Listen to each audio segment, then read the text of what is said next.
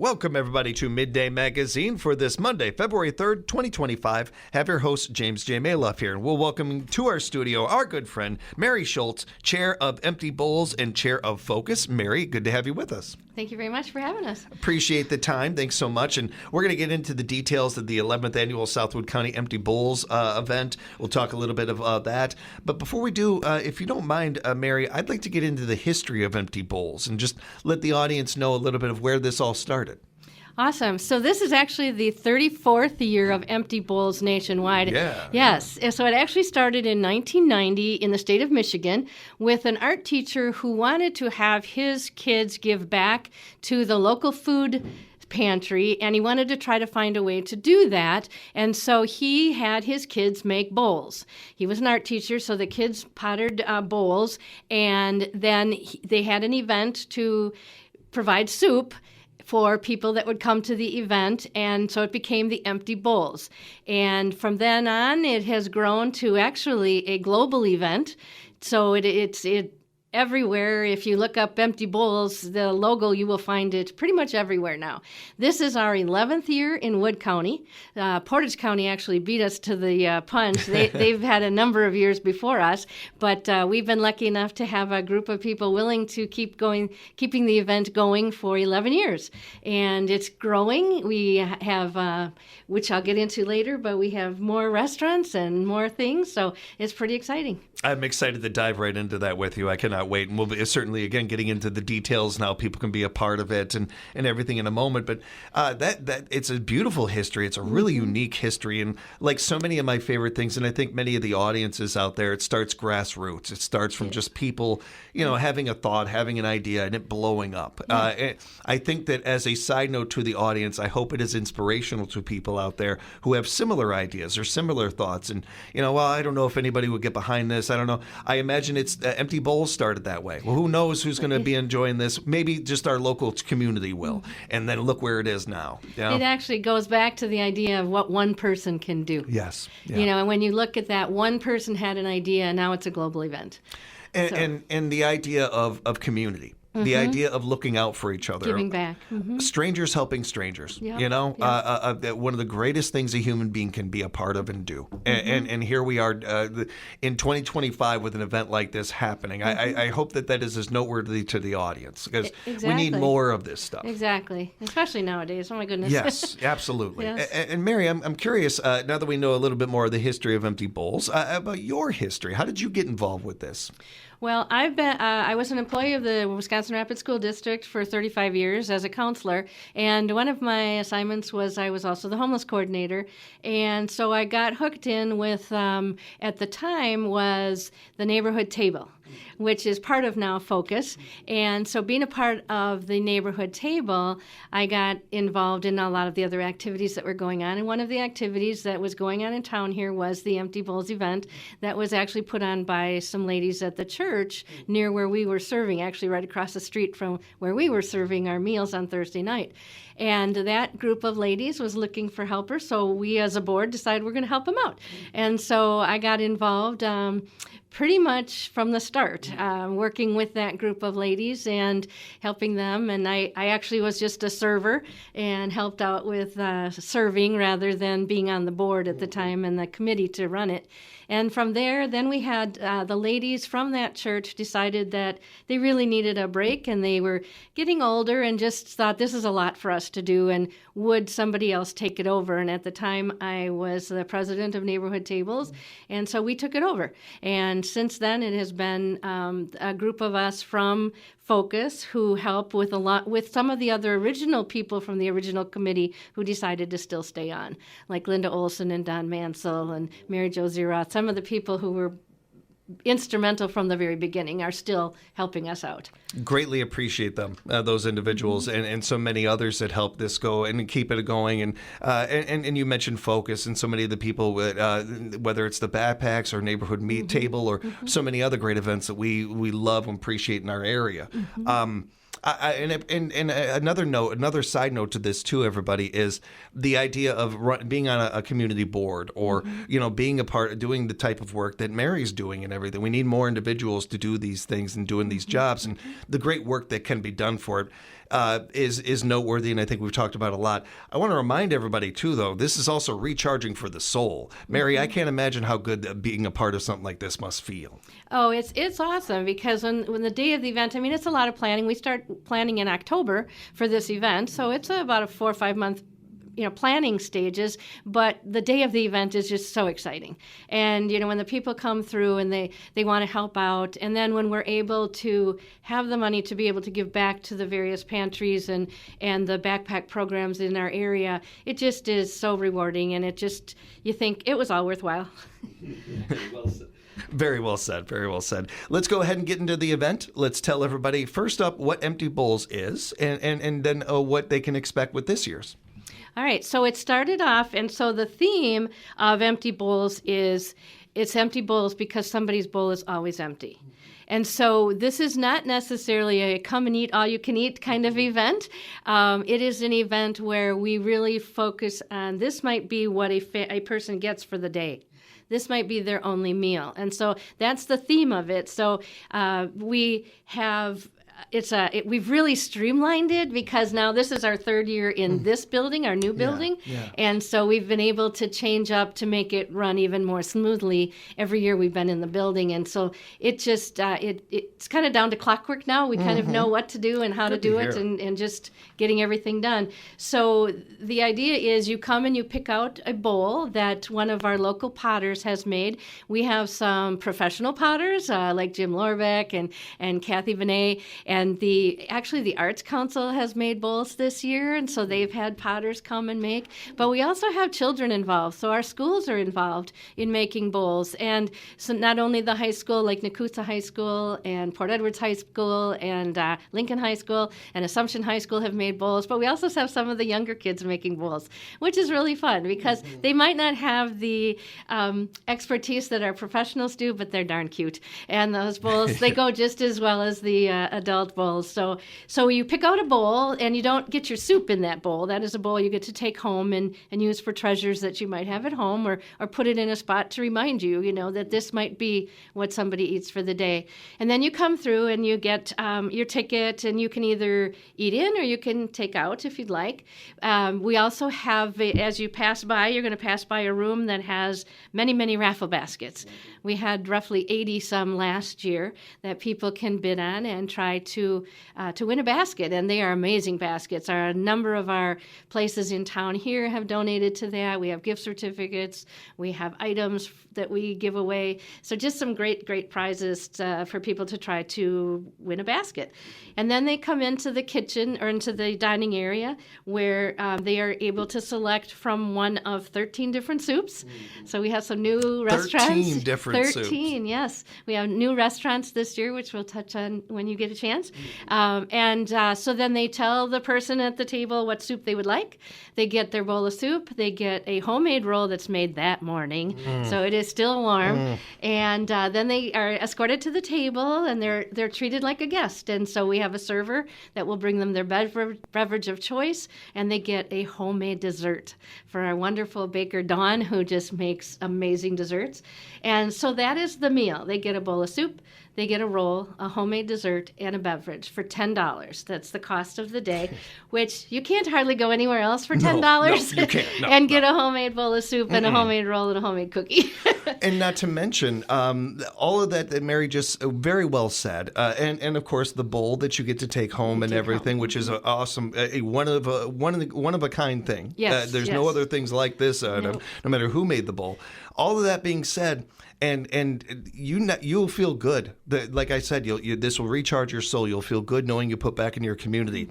And I don't mean just at the event or just an hour later. I mean years later, when you're looking at that bowl and you're reminded of where it came from, and knowing that you did some good in your community, as well as hopefully being reminded of that there is somebody's bowl that is empty out there. Yes. It can do both. And this is one of the beautiful things about doing good in your community, that it can be fun, it could be adventurous, it could be a unique and cool opportunity and experience, while also doing some real good and doing some real foundational work in our community. This is a topic that is very passionate to me, and I've been very adamant about it on the airwaves as long as I've been in this area for over 20 years, talking about homelessness, talking about hunger in our communities, and how important it is. It's one of my most passionate topics. All that being said, I don't think in my lifetime I could come up with half the things this event does. It's incredible what this is, because there's another part of this too, Mary, that I don't know we get to touch on very often. And we'll get into the businesses with the soups in a second, but to the kids making these pottery and stuff. I was a little kid when on Thanksgiving, my mom took my sister and I to go to a soup kitchen. Cool. And hand out soup and everything. And I remember thinking as a kid, well, shouldn't we be in line? We're poor. we should probably be in. But it was just as important to her that we were doing this. And well, my sister, my brother, we've spent the rest of our lives looking at ways to get back to our communities, looking at ways to impact our communities. Those kids making those bowls are having a taste of that right now. No pun intended. Exactly. They're getting an idea that maybe that starts a spark, or at the very, it reminds them when they're adults, hey, I remember that Empty Bowls event I was a part of. That felt good. I want to put good into my community. Just more and more opportunities of showing kids empathy, showing kids of working together, of strangers helping strangers. There's so many layers to this event that I don't even think we can necessarily see from we can't see it from their eyes. Oh, exactly. And not only the making of the bowls, but we have even kids that help on the day of the event, that will be servers or that will clean off tables or do things. And it's really a good thing for them to see as well. Just like when we have people come and serve on Thursday nights for the neighborhood meals, or when people are helping out at the pantry, it really is an eye-opener to see, there really are people that need me. Yeah. And there may be a time when I may need something, but right now I can do something to help someone else out. And that is such an important topic to teach kids today. Yeah. Whether it's making a bowl or coming and cleaning off a table or handing somebody a cookie, whatever it might be, they need to see that there are people that maybe need more even than you might, even though, like you said, you were poor at one time. I remember receiving a holiday basket after my second child was born because we were out of work. And, you felt guilty at that point that I needed something, but now I find ways that I can give back. So it comes around, Yes. It's always the pass it forward kind of an idea. We have such a community that is so responsive to these things, just goes above and beyond when it comes to that. And we see it all the time, especially when we have so many businesses being a part of this. We talk every year about Empty Bowls. I don't know if I've seen this many restaurants involved before, Mary. That's pretty cool. Can we go through some of the people joining us for this? Yeah, so our newest ones are the Purple Basil, which we're excited to have, and Woozles, or Hoozles, however, on the lake. So those are two of our new ones, but we still have our true, tried and true Aaron's Wine and Stein, our Anchor Bay, the Chatterbox. Do you want me to list all of them? But, please do. Okay. Yes. Yeah. Danny K's, Grace's Family Restaurant, Great Expectations, Jennings, the Junkyard Bar and Grill, Misty's that has a new name. It's Burgers and oh goodness, I might forget. Pancakes and Burgers. That's it. Pancakes and Burgers. Thank you so much for helping me out there. And Olympic 2 Restaurant, the Sportsman's Bar and Grill. So we have. Yet we just really, really appreciate all of them. We're still working on one more to try to get before next week. Panera Bread has been great for us. Even though they're in Plover, they provide us with bakery every week that we are able to give out at the pantry. And so we're really trying hard to also get one of their soups. But Very cool. They're more of a commercial base. They have a business, a big business. So they're a little harder to get through than some of the local ones. They have to go through a lot more corporate to be able to get the okay and stuff. But that's that is a great point to bring up. I appreciate you letting us know some of that, because when it comes to these great establishments that have been in their area forever, and we've gone there many, many times, we appreciate. There is always this is a note to businesses out there, restaurants out there, whether it's this year or next year going forward here and everything.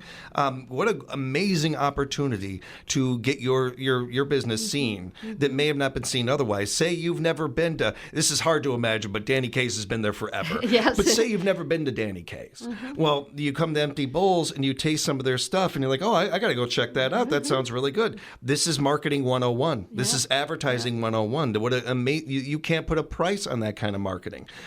You are attaching yourself to a nonprofit event that is so popular and well received, and you and your business are going to be seen with that.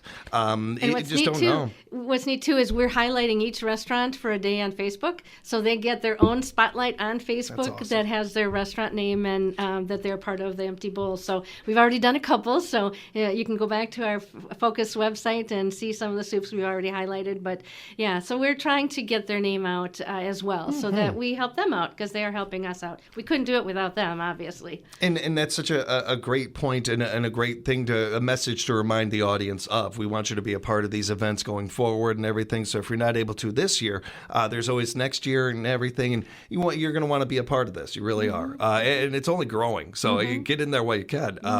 And when it comes to the details of the event itself, is this something that we need to RSVP for or anything, Mary? Or? No, not at all. It's just come in, and we've kind of come up with a really good way so that, although the weather looks great for that Saturday, I've already been checking, and as long as the weather doesn't change too drastically, it looks like a pretty decent day, around 30 degrees, and the sun is going to be out, so that's ideal for us. But we do have an area for you to wait inside if it is chilly, and you just come and get a ticket, and then you wait in line or go look at baskets until your number is called, and then you come and eat. We serve roughly, in the last couple of years, we've been pretty on top of this number, 350 people in less than 3 hours. So it's pretty exciting. We keep people moving pretty quickly, and we can serve about 140 at a time. So people aren't rushed, but there's usually not a long wait if you want to get a bowl of soup. And with a $10 donation to participate, as Mary said earlier, that you are not going to find many things for $10, let alone all of this for that. And come home with a bowl. Yeah, and a memento from this. That's pretty darn cool. And this is all coming up Saturday, February 15th at the new Focus location. Yes. And that, again, for those that don't know, 2321 West Grand Avenue. Be sure to keep that in mind, not just with this event, but with other events with Focus. Right. And we serve from 11 until 2. So anytime in there, we have never really run out of soup, although we have run out of some of the soups. So, some of the ones that are maybe more popular flavors that some people want, but we really do have quite a variety. We have everything from clam chowder to a creamy chicken dumpling. We have tomato basils. We've got chili. I mean, I don't think you'll find a soup that you don't like. So there will be soup available. We also do at the end, if we have soups left, we will sell by the quart. So if we have soups toward the end, you're also willing to take a quart of soup home if you'd like. So it's pretty cool. Yes. And we'll remind everybody you can find out more by going to their Facebook page. It's a great way to keep up to date on things. We'll give you more information before we wrap up. And as great as this event is, Mary, I did want to take a moment just for a chance, because we don't get to talk to Focus very often. How are things going with the Focus organization? Is there anything we can bring attention to with that? Well, I'm glad you asked, because I also am involved with 2 of the food pantries in Portage County, and we are all experiencing the same difficulties right now. Not only are donations down, understandably, but also things from Feeding America, the food that we typically would get from Feeding America, are down as well. So our expenses are up. We used to be able to buy a can of tuna from Feeding America for 19 cents. We can't do that anymore. So even something as simple as our backpack program, which when we took the backpack program over from the school system, as far as putting the backpacks together and ordering around the food, they used to do that. We now have taken that over. We organize them at Focus. We order all the food from Focus. When we started, we had about 53 backpacks. We are now providing 192 backpacks per week. And so the cost of those backpacks has also gone tremendously up. We used to be able to provide food for a weekend for roughly $5 or $6. The cost that we're seeing right now is closer to $18. And so the cost just of the backpack program alone has skyrocketed. If you look at the price of eggs and milk, which we tried to give each family, that alone has really escalated our prices for those meals. So we try to continue to look at new recipes that might be a little bit more economical, but we do want to provide something that's hearty and nutritious, so it's not like we're just going to give you mac and cheese and that's it. We want to give you something that's good for the kids that will, get you through a weekend. So the cost of the backpack program alone has gone up. The food prices have gone up. So, we looked at last year's budget and realized, we were in the red last year because of the cost of food and the lower donations that have come in from some pretty big donors in the past, so that happens. You lose people, or one year you might get a good estate, donation. So we are always in need of additional monetary help and food help. I mean, even the businesses that donate to us, theirs have gone down just because they don't have as much to give out either. So it is definitely helpful. I mean, this event raises about $6,500, and we split that between the food pantry and the backpack program for both here and Nakusa schools. Port Edwards is actually part of ours, so we already take care of Port Edwards. So all of the backpack programs in Southwood County are helped with this program. But again, $6,500 isn't going to make the whole difference. So that's kind of where we're at. I mean, as far as volunteers and that kind of thing, we're great. Good. We've got great volunteers in this community who come forward all the time. But donations are down and food prices are up. And keep in mind, everybody, that when it comes to donations, they are an investment. They are an investment in the greatest thing we can invest in, our kids, our future. You are helping the economy with this. You are helping almost every facet of life. You don't think of it maybe that way, but if a person has a healthy meal, they're able to work more, they're able to do more, which helps with lowering taxes, which helps with our economy. I would like to think I could just reach your soul, reach your heart with this story. But if I can't reach you there, I bet I can reach you on your taxes and your economy and some of those things. We have less people needing these services and everything than we have more and more people working in the workforce and et cetera, working better in the workforce. Your donations is an investment and one of the greatest things we can invest in. We need more and more people, more hands on deck with these events and with focus going forward. And Mary, if people do want to be a part of events or help out or donate, how can they find out more about Focus or Empty Bowls or all the above? Well, our Facebook page is a great place to look at, which is the Focus of Southwood County. That's a great place to get some help. Also, calling our office right on West Grand Avenue is another place to call. I'll stop in. I mean, we love it when people stop in and say, hey, I would love to help out. And whether that's coming in just to the pantry sometime during the week or coming on a Thursday night when we have our meal program from 4:45 till 6, people stop in and they're amazed. And my daughter was able to be here over Christmas, and so she came with me for our anniversary meal, and it was awesome because she's like, wow, Mom, I didn't realize. So, That's cool. People really do get their eyes open, and that good heart feeling when you're done. The 11th Annual Southwood County Empty Bowls event will be held Saturday, February 15th at the new Focus location at 2321 West Grand Avenue, right here in Wisconsin Rapids. Find out more by going to their Facebook page and be listening to this station because we'll be talking about this event and make sure that you guys get a good crowd, Mary. Thanks you very much. Thank you for the time. We'll have more Midday Magazine coming up at WFHR.